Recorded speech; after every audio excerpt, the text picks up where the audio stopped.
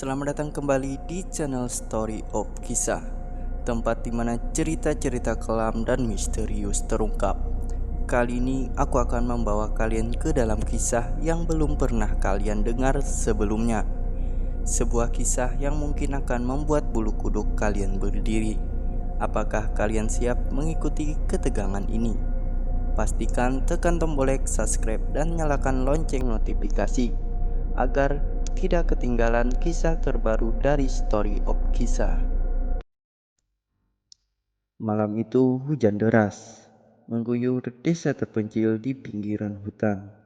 Dina dan Andi, dua penyelidik paranormal amatir, tiba di sebuah rumah tua yang telah lama tak berpenghuni. Pemilik terakhirnya, seorang pria tua, ditemukan tewas secara misterius beberapa bulan lalu.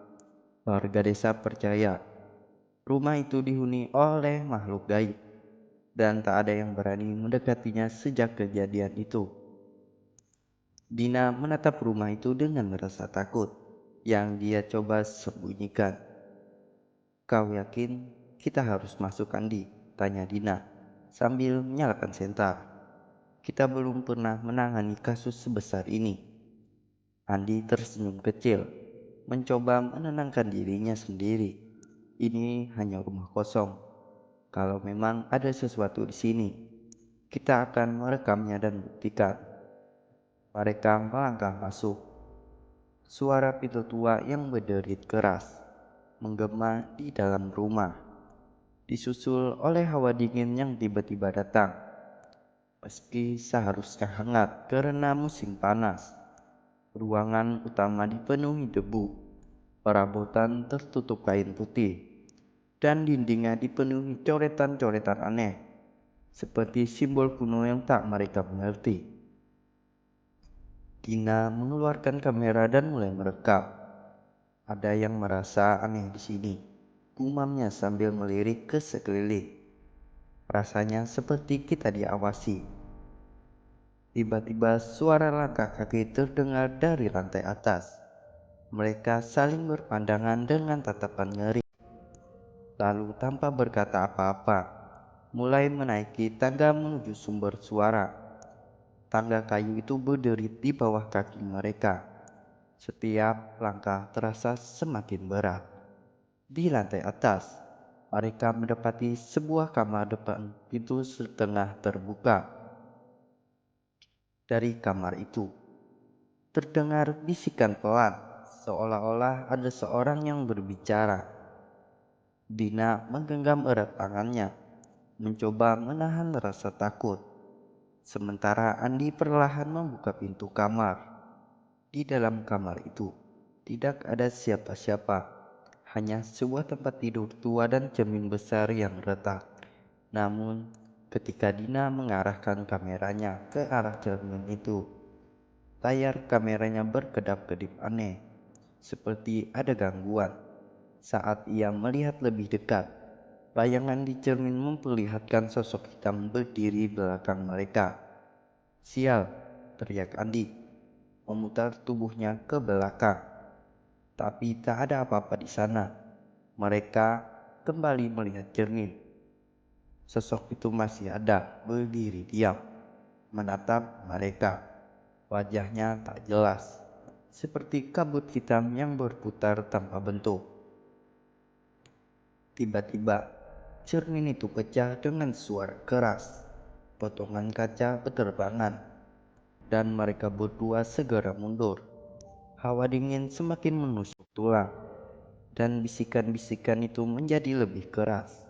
Seakan-akan ada banyak orang yang berbicara sekaligus. "Kita harus pergi," kata Dina panik. Saat mereka berbalik menuju tangga, suara langkah kaki mengikuti mereka. Semakin cepat, semakin dekat. Mereka tahu apapun itu tidak akan membiarkan mereka pergi begitu saja. Begitu sampai di pintu depan, Dina meraih genggam pintu dan menariknya dengan kuat. Namun pintu itu tak bergerak, seakan terkunci. "Tidak mungkin, ini tak terbuka." Andi mencoba menariknya, tapi tetap tak bisa. Langkah kaki di belakang mereka semakin dekat, dan kali ini mereka bisa merasakan kehadiran sesuatu di belakang punggung mereka. Dina menoleh dengan hati-hati, dan apa yang ia lihat membuat jantungnya berhenti. Sosok hitam itu kini berdiri hanya berapa langkah dari mereka. Wajahnya masih kabur, tapi matanya dual lubang kosong yang gelap, seolah menyodot semua cahaya di sekitarnya. Tanpa berpikir panjang, Andi meraih jendela dan menghantamnya dengan kursi. Kaca pecah dan mereka melompat keluar, terjerembab ke tanah yang basah. Napas mereka terengah-engah, jantung berdetak kencang, seakan meledak. Saat mereka melihat ke arah rumah, sosok itu sudah tidak ada, hanya rumah tua yang berdiri sunyi di tengah hutan. Mereka berdua terdiam, tak ada kata yang keluar. Apapun yang ada di dalam rumah itu bukanlah sesuatu yang mereka tangani. Dina mematikan kameranya, tapi sebelum layar padam, ia melihat sesuatu membuat darahnya membeku. Di rekaman terakhir, sosok hitam itu masih ada, berdiri ambang pintu mengawasi mereka. Terima kasih sudah menonton, dan sampai ketemu lagi di video selanjutnya. Jangan lupa untuk like, share, dan subscribe, dan nyalakan lonceng notifikasi agar kalian tidak ketinggalan video terbaru dari Story of Kisah.